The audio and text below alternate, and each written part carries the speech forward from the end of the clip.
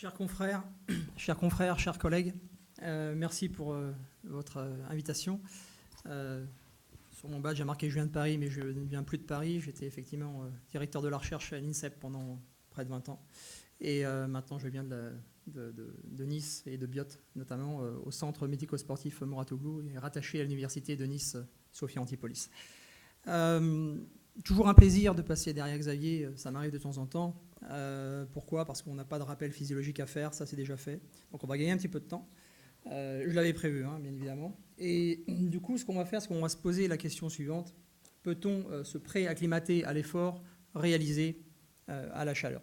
Alors, vaste question. Mais tout d'abord, je vais me permettre de tester un petit peu vos connaissances sportives et vous demander, finalement, si vous reconnaissez ce sportif-là. Alors non, c'est pas Yannick Noah, mais il a aussi fait une demi-finale quand même en 2015, donc c'est normal qu'on s'en rappelle. Vous l'avez reconnu, je pense qu'il s'agit de Jo-Wilfried Tsonga, jusque-là tout va bien, et j'espère qu'il jouera bien la semaine prochaine. Un tout petit peu plus compliqué, qui est cet homme ? Il est forfait. Qui est cet homme ? Ah, ça c'est plus compliqué, sous le chapeau en plus. Ah, on aurait pu dire Barami, mais non. C'est Douglas Robson, super connu, non ? Non, pas très connu. En tout cas, c'est intéressant. Pourquoi ? C'est une relation entre les deux. C'est un éminent journaliste de USA Today. Et en fait, Jo-Wilfried Tsonga, en 2014, avait dit que sur le Rod Laver Arena, on pouvait faire cuire une omelette sur le court. Alors cet homme-là s'est exécuté pour faire le buzz et a donc fait cuire un œuf sur le plat, sur le court. Et on sait tout simplement que le blanc d'œuf commence à coaguler à 60 degrés, température que le sol peut atteindre lorsque la température de l'air s'approche des 35 degrés. Donc voilà un petit peu ce qui se passe en termes d'événements sportifs, et ce ne sont pas les seuls, puisque si on fait un rapide contour des événements sportifs internationaux, qui est plus mon créneau, on sait qu'en 2015, au départ du marathon à Pékin, il y avait 82% d'humidité et il faisait 37 degrés à 8 heures du matin. À Rio, on a eu la chance d'anticiper un petit peu, donc on s'y est préparé, même si normalement on était plutôt aux alentours d'une vingtaine de degrés et 90% d'humidité, mais il y a eu 31 degrés à Rio pendant les Jeux Olympiques. En Russie, on annonce dans 3 semaines de fortes températures. À Doha, je ne fais pas la météo, à Doha en 2019, pour l'I2AF toujours, championnat du monde d'athlétisme, l'an dernier, il y avait 39 degrés le 28 septembre, date de début d'inauguration des championnats du monde. À Tokyo, le 15 août 2017, il y avait 41 degrés pour 91% d'humidité. Et Qatar 2022, on va dire que c'est à peu près réglé, avec toutes les polémiques qui ont fait foi là-dessus. Donc, tout simplement, il faut vous dire qu'il n'y a jamais eu autant de récurrence, finalement, des événements sportifs internationaux et qui nous concernent tous, puisque ça rejaillit, bien évidemment, sur notre compréhension des choses et sur comment on doit peut-être s'acclimater ou se refroidir pour, finalement, diminuer un petit peu cette hyperthermie environnementale. Donc, les contours de ma présentation sont relativement simples. J'ai essayé vraiment de simplifier à l'extrême pour qu'on soit concret. Qui est concerné par l'acclimatation ? Et je vais même employer un mot peut-être qui est moins connu de votre part, qui est la climatisation. Je vais vous le définir très précisément. Pourquoi s'acclimater ? Quand et comment les stratégies peuvent-elles être appliquées ? Et enfin, quelles modalités peuvent être utilisées par les sportives et les sportifs en cas de préparation à des compétitions qui auront lieu en ambiance chaude ? Alors tout d'abord, des fois on a de la chance dans la vie. Moi, j'ai eu la chance de faire partie de ce groupe de consensus. Il n'y avait jamais eu de consensus de cette sorte-là dans le domaine plein des domaines. Dans le domaine de la chaleur, il n'y avait pas eu. Sur l'entraînement en chaleur et la compétition en chaleur, vous allez reconnaître quelques noms bien sympathiques comme Mike Saoka, Lars Nibo ou Juan Manuel Alonso. Donc on a, au rythme d'une quinzaine de jours de travail, on a établi finalement ce qui pouvait être à ce jour les consensus dans le domaine de l'entraînement. Donc ce que je vais faire par la suite, c'est essayer de vous mettre un petit peu, de prédigérer tout ce qu'on a fait là pour essayer de vous donner quelques indications assez pratiques sur la pré-acclimatation à la chaleur. Alors tout d'abord, bien évidemment, je crois que vous l'avez bien compris au travers de la présentation de Xavier, on va de l'étourdissement en passant par un comportement irrationnel, même si certains n'ont pas besoin de ça, mais vertige, déshydratation, hyperventilation, coup de chaleur, malaise, inconfort thermique, donc tout ça, ça ne sonne pas très bien. Et c'est bien évidemment relié à un état d'hyperthermie qui a aussi des conséquences, bien sûr, sur des modifications de type psychologique, physiologique et comportemental, ça c'est important aussi, surtout pour un entraîneur. Alors des sprinteurs aux marathoniens, pourquoi? Parce qu'en fait, intéressamment, on a récupéré des données de l'I2AF qui nous permettent quand même d'avoir une belle vue d'ensemble sur l'impact des conditions de réalisation d'exercices, plutôt athlétisme, en chaleur, sur les performances. Et puis, on regarde notamment, on regarde ce qui se passe pour les hommes. Nous avons ici une amélioration des performances pour les sprinteurs de 100-200, ce qu'on ne retrouve pas chez les femmes. Ça démarre seulement au 200 et ça va jusqu'au 400 mètres. Donc, favorablement, on a donc un impact positif des conditions environnementales chaudes sur la performance de type anaérobie, voire lactique. Et stabilité pour les hommes entre le 400 et le 1500. Et du 5000 mètres au marathon, on a bien une baisse des performances, donc un impact négatif de l'ambiance chaude. Pour les femmes, ça démarre un peu plus tôt, à partir de 800 mètres. Vous avez une diminution des performances qui sont enregistrées sur ces 12 dernières années de l'I2AF.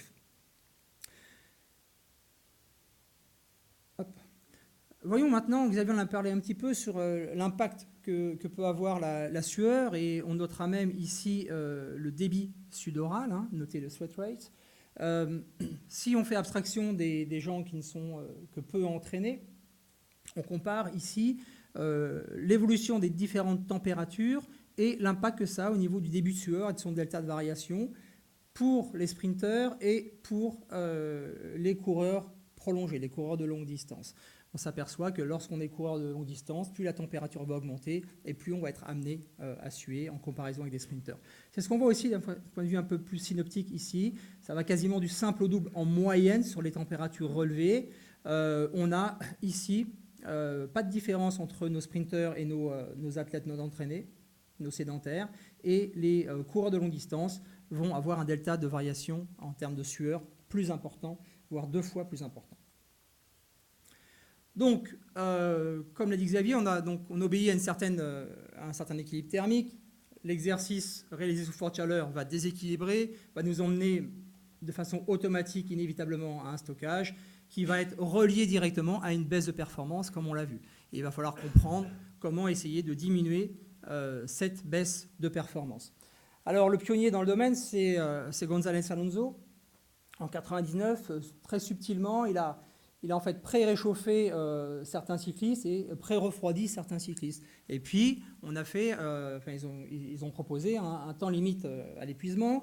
Et puis, ils se sont aperçus d'une part, de façon intéressante, que quoi qu'il arrive, aux alentours de 40 degrés 5, l'exercice s'arrêtait. Donc ça, c'est pas mal. C'est-à-dire que quand même, on n'est pas si mal fait. L'hypothalamus aussi agit dans ce cadre-là. Et surtout, si on s'intéresse au côté sportif, remarquez qu'on va quasiment du simple au double ici, en termes de temps à l'épuisement. On est quasiment sur 1 heure quand on est pré-refroidi, on est sur 30 minutes quand on est pré-réchauffé. Et là, je ne parle pas d'exercice réalisé dans une ambiance modifiée, l'ambiance étant neutre.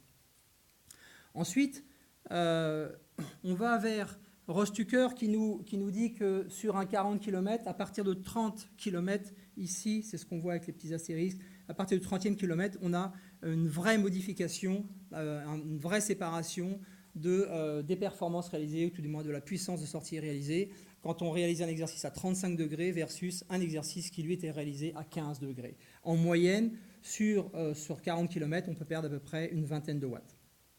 Et enfin, Nadia Gawa au Qatar nous a donné une belle étude sur l'importance également de la chaleur, et ça ils connaissent, sur les tâches cognitives notamment, avec une diminution des tâches de mémorisation lorsque l'exercice est réalisé sous forte chaleur.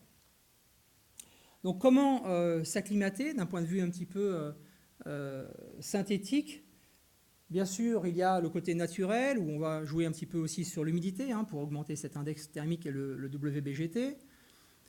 On a maintenant de plus en plus accès à ce qu'on appelle des chambres de chaud, anciennement appelées des chambres climatiques, comme on avait aussi à l'armée, notamment à Toulon.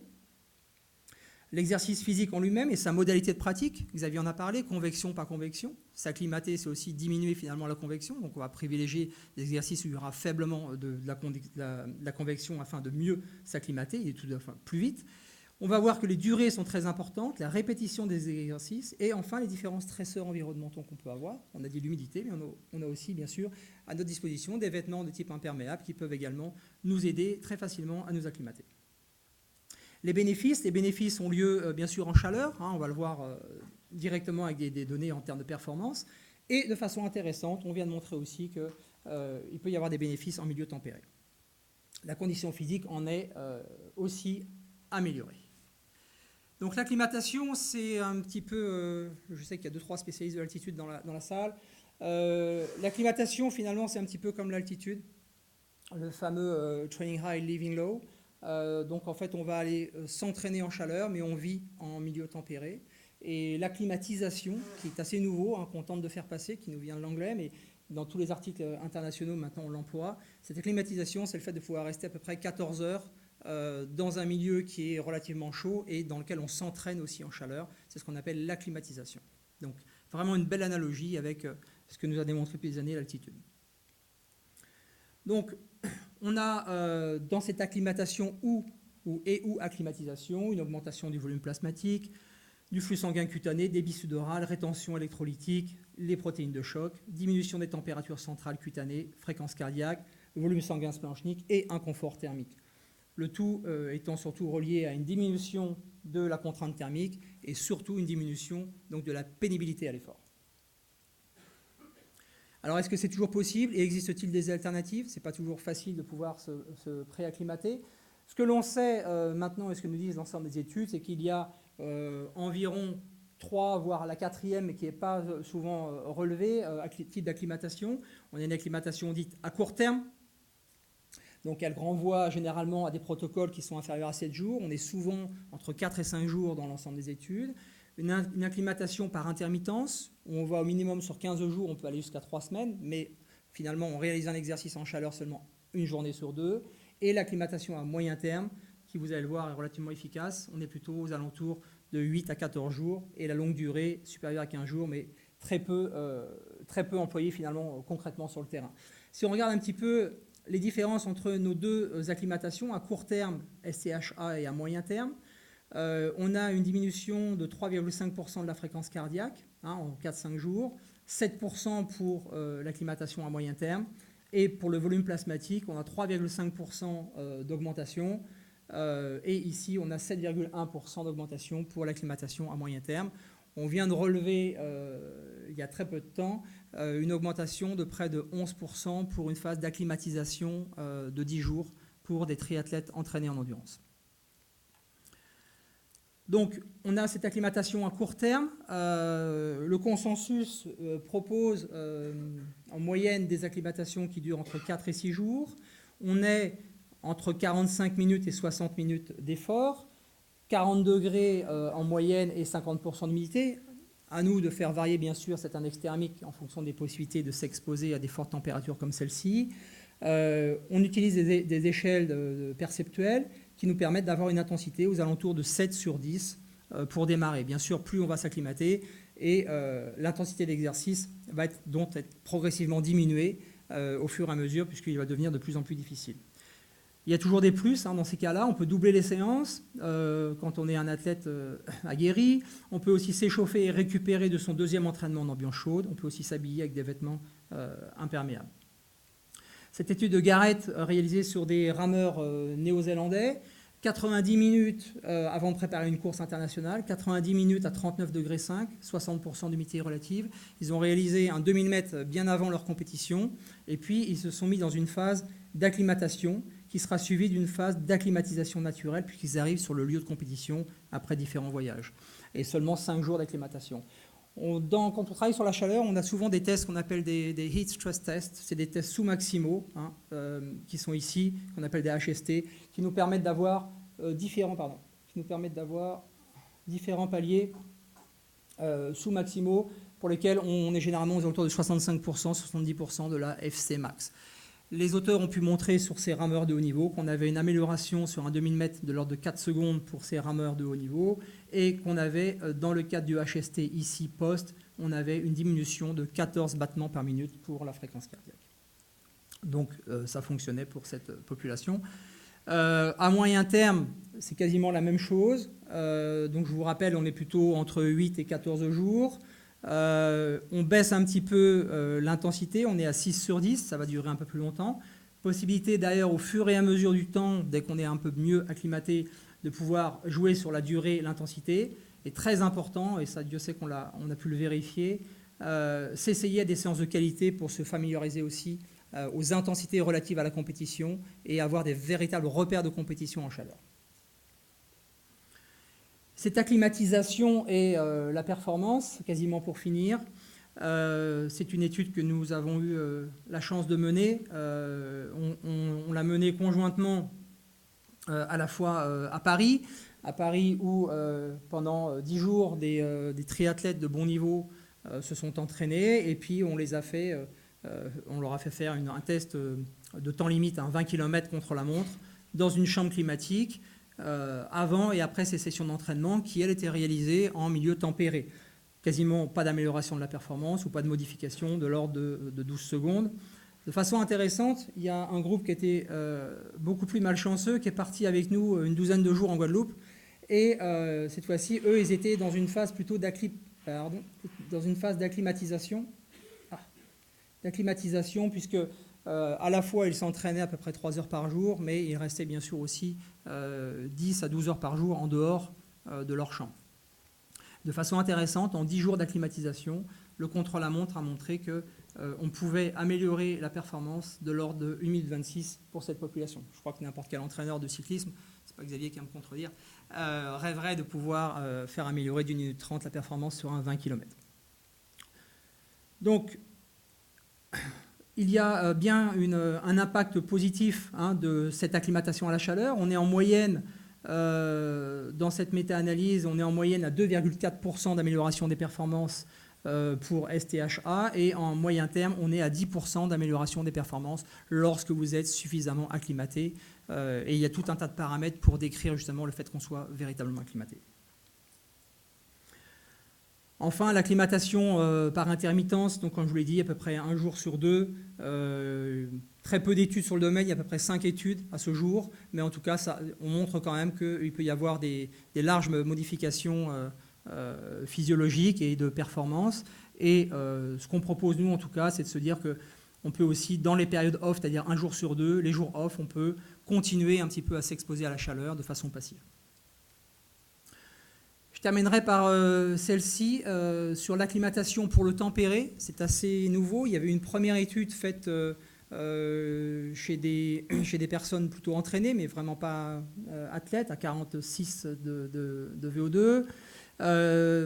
Ça a été fait en 2010 par Alonso, en disant on a en laboratoire un début de piste et de réflexion sur l'impact que peut avoir la chaleur sur la performance en tempéré. Nous, on a tenté de le vérifier en conditions réelles. Sans grande surprise, on s'est aperçu effectivement qu'on améliore les performances en ambiance chaude. Quand on s'est exposé en chaleur tous les jours, on améliore à peu près de 55 secondes sur un 20 km.